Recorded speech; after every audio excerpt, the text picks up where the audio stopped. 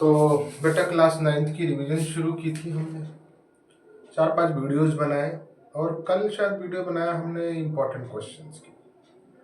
तो important question हमने 5-6 कराए थे, आज फिर कुछ कराने जा रहा हूँ बेटा। बिल्कुल मिलते जुलते ही क्वेश्चन होंगे ऐसे ही, और आपको बिल्कुल इसकी तैयारी कर लेनी है और ऐसे ही क्वेश्चनों की प्रैक्टिस करनी है। कल शायद लड़कियों का एग्ज़ाम है, तो आशा करता हूँ कि बहुत अच्छा एग्ज़ाम होगा।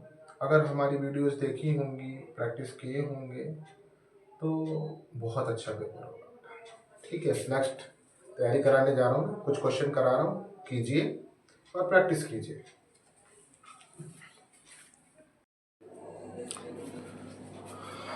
आइए बेटा क्वेश्चन देखते हैं। मेंस्ट्रुएशन का है क्वेश्चन। एक शंकु की तिर्यक ऊंचाई 14 है, वक्र पृष्ठ क्षेत्रफल लिखता है, शंकु का आयतन और कुल पृष्ठ क्षेत्रफल। इंग्लिश हिंदी के लिए सेपरेट वीडियो अभी नहीं बनाई है बेटा। हाँ, एग्जाम होने के बाद से सेपरेट वीडियो जाएंगी, इंग्लिश और हिंदी मीडियम की अलग अलग प्लेलिस्ट में होंगी और चैप्टर वाइज आएंगी और पूरा सिलेबस होगा 9th का, 10th का, 11th 12th का। ठीक है, अभी आप देखो। तो slant height of cone is 14 centimetre, curve surface area 308 centimetre square, find the volume and total surface area. Okay, तो स्लैंट हाइट ऑफ कोन 14 है। जो गिवन है वो लिखिए पहले। एल गिवन है आपको, स्लैंट हाइट को हम एल से लिखते हैं, मालूम ही है आपको। स्लैंट हाइट आपको गिवन है कितना बेटा, 14 सेंटीमीटर। और curve surface area pi R L होता है, वो दे रखा आपको 308 सेंटीमीटर स्क्वायर। ये दो चीजें गिवन है। अब वॉल्यूम चाहिए और सरफेस एरिया चाहिए। तो सरफेस एरिया के लिए तो पाई आर और एल की जरूरत होती है, वो है, बट वॉल्यूम के लिए एच चाहिए, हाइट चाहिए। तो हाइट तो निकालनी पड़ेगी ना बेटा। तो L क्या होता है, under root H square plus R square. Okay, तो पाई आर एल एक तो गिवन है हमको 308 सेंटीमीटर स्क्वायर। पाई की वैल्यू डाल दी हमने, आर मालूम नहीं है बेटा और एल तो मालूम है ना हमें 14। एल डाल दिया हमने 14। अब इसको सिंपली जो देखो, इमेजिनेशन के क्वेश्चन बहुत इजी, फार्मूले याद रखो, जो चीज गिवन है वो लिखो, जो चीज नहीं है वो ऑलरेडी आ जाएगी कैलकुलेट करके। ठीक है, तो 7 2 जा 14, 22 44 आर। अब यहाँ से आर आ जाएगा हमारे पास। 11 4 जा 44, 11 2 जा 22, 11 8 जा 88, 4 7 जा 20। आर आ गया हमारे पास 7 सेंटीमीटर। अब यहाँ अगर आर रखते हैं तो एच भी आ जाएगा भाई। एल स्क्वायर क्या हो जाएगा, H square plus R square. भाई रूट हट गया ना, इधर स्क्वायर किया तो ये रूट हट गया। एल तो गिवन है 14 स्क्वायर, एच नहीं पता है और आर तो अभी निकाल लिया हमने 7। 14 स्क्वायर, ये 7 इधर आएगा, -7 स्क्वायर हो गया। 14 का स्क्वायर 196 होता है, 7 का स्क्वायर 49 होता है। 16 में से 9 माइनस कर दीजिए 7, और 8 में से 4 जाएगा 4। एच स्क्वायर ये आ गया, कहीं कैलकुलेशन रॉन्ग तो नहीं है, चेक कर लेते हैं। आर 7 आ गया, ठीक है। एल स्क्वायर क्या होता है, H square plus R square, 14 square 196, 7 7 जा 49।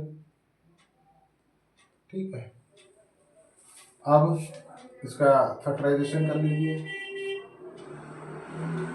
7 2 जा 14, 7 1 जा 7, 7 3 जा 21, 3 1 जा 3। तो इसका 2 हटेगा तो इस पर रूट चढ़ जाएगा, पता ही है, इतना सब तो जानते ही हो। अब पेयर का एक बाहर और जिसका नहीं है पेयर। एच हमारे पास 7√3, 7√3 आ गया। अब हमें क्या चाहिए, वॉल्यूम। तो वॉल्यूम के लिए फार्मूला है बेटा 1/3 पाई आर स्क्वायर एच। तो 1/3 पाई की वैल्यू आर स्क्वायर, आर कितना है 7 और एच कितना निकाला हमने 7√3। 7 से 7 कैंसिल और ये हो गया 7 7 जा 49। पाई रहने दो, क्या पाई के टर्म में आंसर लिख दूं। आर क्या हमारे पास 7, एच कितना है 7√3। तो 1√3 कैंसिल हो सकता है। 7 7 जा 49, 49 7 जा 343, 343 अपॉन में 3 पाई। अब आंसर चेक कर लेता हूँ एक बार में बेटा। 40 नंबर 40। हाँ, पाई के टर्म में आंसर नहीं है, ठीक है, तो हम पाई की वैल्यू रख लेते हैं, इसमें क्या बात है। पाई की वैल्यू रख लेते हैं। पाई की वैल्यू 22/7, ठीक है। अब देखो मल्टीप्लाई कर लो। अब ये सब मैं यहाँ करूँगा तो सही नहीं लग रहा ना, आप खुद कर सकते हो, फिर भी कर देता हूँ। 2 3 6, 2 4 8, 2 3 6, 2 3 6, 2 4 8, 2 3 6, 6 8 6 14, 8 6 14 115, 7 5 4 6 अपॉन में 7। 1√3 कैंसिल करके नीचे √3 लिख सकते हो और इसको डिवाइड कर सकते हो। 7 1 जा 7, 0 7 8 जा 56 ज़्यादा हो जाएगा। 7 7 जा 49, 7 8 जा 56 और √3। ये आंसर आ गया बेटा, ये हमारे पास वॉल्यूम आ गया। अब हमें क्या चाहिए, टोटल सरफेस एरिया। तो टोटल सरफेस एरिया मैं यहाँ निकाल दूँ, ये तो वॉल्यूम हो गया। TS है total surface area of cone, वो होता है बेटा पाई आर ब्रैकेट में L plus R. Pi R की वैल्यू कितनी है 7, L कितना निकाले हैं 7√3 प्लस आर कितना है 7, 7 से 7 कैंसिल और टोटल सरफेस एरिया चाहिए था ना, हाँ टोटल सरफेस एरिया। अब वैल्यू डाल तो यहाँ पे 1.732 होता है प्लस 7, 7 2 जा 14, 7 3 जा 21 और 22, 7 7 जा 49 और 2 51 से 1 2 3 डेसिमल। अब इसको सॉल्व कर लेना बेटा, और कुछ नहीं रखा इसमें। मल्टीप्लाई करके ऐड करके 22 से मल्टीप्लाई कर लेना, इसमें क्या करना है। फॉर्मूला आपको पता ही है, pi R bracket L plus R. क्योंकि अब सॉल्व करने लगेंगे बहुत समय लगेगा, ठीक है, कैलकुलेट कर लीजिएगा, नहीं तो रूट में ही आंसर छोड़ देंगे तो भी चलेगा बेटा। रूट में आंसर छोड़ दो, हटाओ।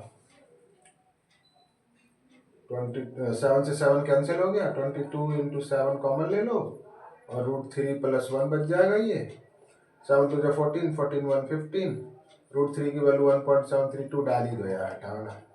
154 इंटू ये हो जाएगा 2.732, मल्टीप्लाई कर देना, आंसर हो जाएगा। ओके, अब मैं नेक्स्ट क्वेश्चन कराता हूँ।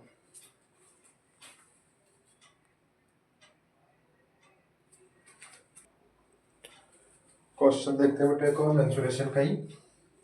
गौतम के पास रेडियस 2.1 सेंटीमीटर की कुछ बॉल्स है और सारी बॉल्स का वॉल्यूम इतना है, तो कितनी गेंदें हैं? भाई जितनी भी गेंदें हैं उन सबका वॉल्यूम ऐड कर दूं तो इतना,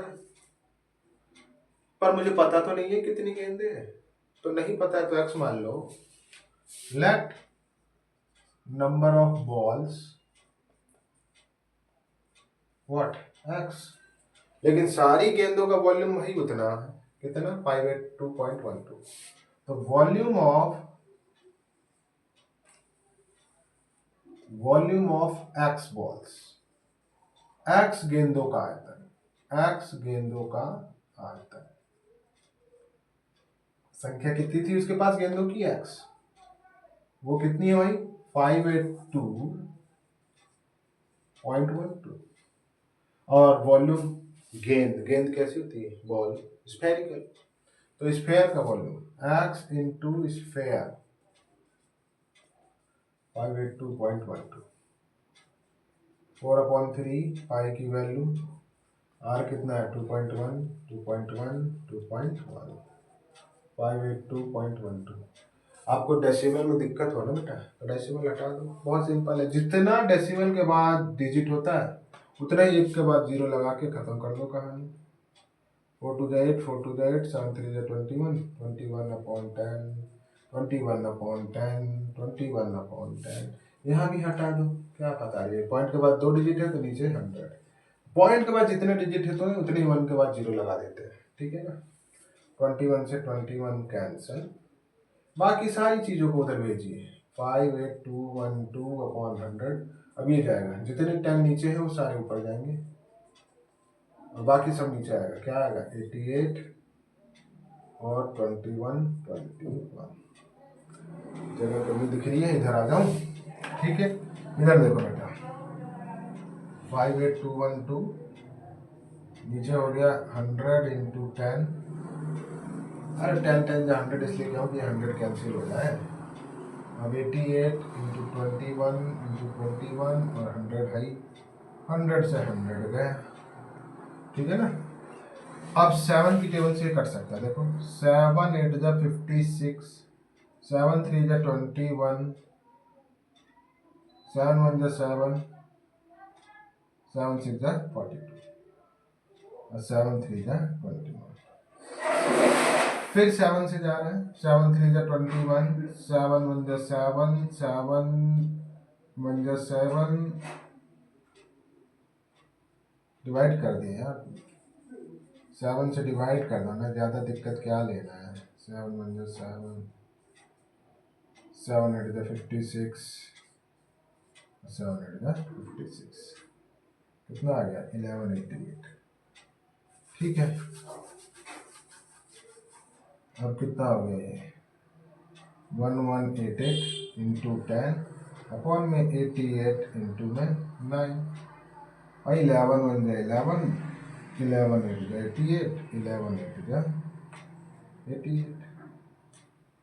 अब देखो बेटा 1080 9 8 जा 72, 12 की टेबल में कट रहा बेटा, 12 9 जा 108, 12 9 जा 108 और 12 6 जा 72, 6 से ये गया 15 बार, तो टोटल बॉल्स जो है बेटा वो है 15, टोटल बॉल्स 15। तो इस तरह के क्वेश्चन भी हो सकते हैं, कुछ बॉल को मेल्ट कर दिया और एक बड़ा बॉल बना दिया तो उसकी रेडियस क्या होगी, ऐसे क्वेश्चन बनते हैं। तो तीनों बॉल 4 बॉल जितनी भी हो उनका वॉल्यूम ऐड करके इक्वल में बड़े स्फेयर का वॉल्यूम ले लो, 4/3πr³ वहां से निकाल लो इक्वेट करके। तो इस तरह के क्वेश्चन बनते हैं, ठीक है, कर लीजिए इसको। ये क्वेश्चन देखते हैं बेटा, ये बहुत बढ़िया क्वेश्चन है, कॉन्ग्रुएंसी ऑफ ट्रायंगल पे बेस्ड है। अब आप देखो इसमें A B equal A D है और एंगल 1, ये एंगल 1 है, ये एंगल 2 है, एंगल 3 और 4 इक्वल है। प्रूफ करना है कि A P equal A Q, A P A Q equal है। आ जाओ बेटा किसमें, in triangle A C D. अभी ट्रायंगल में आने से पहले कुछ चीज़ें देखो बेटा, हमें कुछ प्रूफ करने के लिए चाहिए। तो मेरे दिमाग में ये चल रहा है कि इस ट्रायंगल ए सी डी को और ए सी बी को मैं कॉन्ग्रुएंस कर दूँ, जिससे कि क्या होगा, कोई पार्ट इक्वल आ जाएगा, फिर इन दोनों को कॉन्ग्रुएंस कर देंगे तो ए पी और ए क्यू इक्वल आ जाएगा। तो एंगल इक्वल कर लूँगा मैं ये वाला और ये वाला, कैसे, देखो एंगल 1 और 2 तो इक्वल दे ही रखा है, दे रखा है ना। तो एंगल 1 में मैं 3 ऐड कर लेता हूँ और एंगल 2 में मैं एंगल 4 ऐड कर लेता हूँ। भाई यूक्लिड एल्गोरिथम में आपने सीखा होगा कि इक्वल चीज़ें इक्वल चीज़ों में जोड़ी जा सकती हैं। तो एंगल 1 और 2 तो इक्वल है, तो इक्वल में इक्वल्स जोड़े जा सकते हैं, ऐसा यूक्लिड का पोस्टुलेट है, मालूम है आपको। 1 और 3 मिलकर ये एंगल पूरा बनेगा, कौन सा, बी ए सी। 2 और 4 को मिलकर बेटा बन गया क्या, सी ए डी। ओके, अब आ जाओ ट्रायंगल में बेटा, अब आ जाओ triangle A C D and triangle A C D में चलिए, ए सी बी में आ जाओ। देखो ए डी इसका ये वाला और ये वाला तो इक्वल है, दे रखा है, A D equal A B इसलिए गिवन है। और बेटा अभी मैंने एक एंगल प्रूफ किया, सी ए डी और इसका बी ए सी, अभी प्रूफ किए, प्रूफ हो गया है। और ये देख रहे हो ए सी उसी दोनों में ही है भाई, ए सी डी में भी ए सी है, ए सी बी में भी ए सी है, कॉमन है, कॉमन को कहते हैं उभयनिष्ठ, इसलिए triangle A C D congruence हो गया triangle A C B side angle side से, इसलिए मैं इक्वल लिखा लेता हूँ एंगल डी और एंगल बी को, एंगल डी और एंगल बी को। अब मैं क्या करूँगा बेटा, अब triangle A Q D and triangle P A Q D हो गया ना, A B P, A P B, ठीक है। ए डी और ए बी ऑलरेडी इक्वल है, गिवन है, ठीक है। और एंगल 2 और एंगल 1 ये भी गिवन है, और इसका एंगल डी और बी अभी मैंने यहाँ प्रूव्ड किया है, इसलिए triangle A Q D similar हो गया triangle A P B by side angle side से, ठीक है। इसलिए क्या हो गया, therefore A Q equal A P C P C T, यही प्रूफ करना था, A P equal A Q, prove हो गया, ठीक है बेटा, कर लो इसको।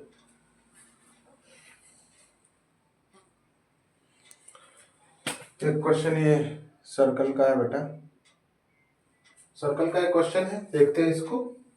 In given figure AOB is diameter, AOB diameter है, एसी और बीसी इक्वल है, और मुझे ये एंगल फाइंड करना है सीएबी, ये वाला एंगल फाइंड करना है बेटा, ठीक है। अब देखो angle A C B is half of angle AOB, कैसे होगी बेटा ये? भाई सेंटर पे जो एंगल बनता है वो अदर पार्ट पे बने एंगल का ट्वाइस होता है।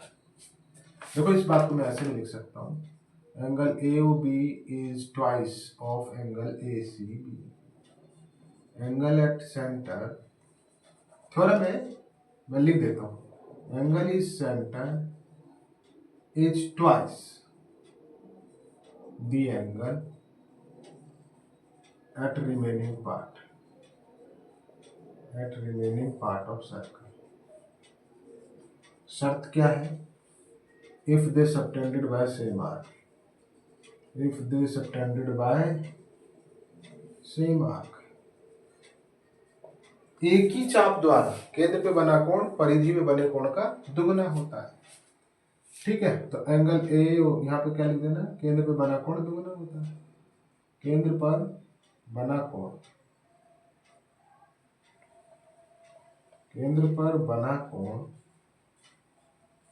परिधि पे बने कोण का दुगना होता है। परिधि ये है सर्कमफेरेंस, परिधि पर बने कोण का दुगना होता है, कोण का दुगना होता है। ओके बेटा, ठीक है, ये बात समझ गया। ओके, तो मैंने ये एक इक्वेशन बना ली। तो एंगल AOB कितने का है? एंगल AOB तो 180 का है कि नहीं? ये तो 180 का है, तो 180 के नीचे 2 आ गया, ये आ गया ACB कितने का? 90 का, तो एंगल ACB 90 आ गया। ओके, नाउ इस ट्राइंगल में देखिए ACB में भाई AC इक्वल BC, इसलिए एंगल ए और एंगल ए मतलब CAB और CBA बराबर हो जाएगा, ठीक है ना। Angle opposite to equal side, angle opposite to equal side, बराबर भुजाओं के सम्मुख कोण, बराबर भुजाओं के सम्मुख कोण, बराबर भुजाओं के, आगे से अलग अलग मीडियम में बनाएंगे क्वेश्चन ताकि समय ज़्यादा न लगे, बराबर भुजाओं के सम्मुख कोण। ओके, तो एंगल CAB और CBA बराबर आ गया। अब CAB, angle CAB plus angle CBA plus angle ACB, तीनों एंगल का सम 180, मैं सी बी ए की जगह भी सी ए बी लिख सकता हूँ क्योंकि इक्वल है ना बेटा ये, और ए सी बी तो 90 यहाँ निकाले ही है। ये हो गया 2 एंगल सी ए बी, और 180 में से ये 90 माइनस हो गया, 2 एंगल सी ए बी आ गया ये 90, और एंगल सी ए बी आ जाएगा 2 से ये 90 कैंसिल हो जाएगा 45 बार में, 2 4 जाए 2 5 10 आ गया। यही एंगल निकालना था, कुछ ही नहीं किए बेटा। ये जो है ये ट्वाइस है इसका। और एक बात मैं और आसानी से लिख सकता था यहाँ पे बेटा, एंगल ए सी बी। देखो ये चीज अगर आप नहीं लिखते, सिर्फ ये भी लिखते हैं ना, देखो मैं इसको अलग से लिख देता हूँ, आसान हो जाएगा उसके लिए। आप इसकी जगह पे ये लिख देते, angle A C B equal 90, ठीक है, angle in semi circle, angle in semi circle, अर्धवृत्त में बना कोण, अर्धवृत्त में बना कोण। ये सब लिखने से बच जाओ बेटा, कुछ नहीं करना, सिर्फ ये स्टेप, ओनली ये स्टेप, ए सी बी इक्वल 90 ये लिख देना, ये कुछ नहीं करना, नथिंग। इसके बाद ये तो भी हो जाएगा। और किसी ने ये दिमाग लगा लिया तो ये गलत नहीं होगा, बट इससे छोटा है, ये शर्त से भी क्वेश्चन हो सकता है, ठीक है ना बेटा। ए सी बी 90 हो गया, और उसके बाद ये स्टेप कर लीजिए, खत्म, ये करने की जरूरत नहीं है। हाँ कर दिया तो गलत नहीं, ओके।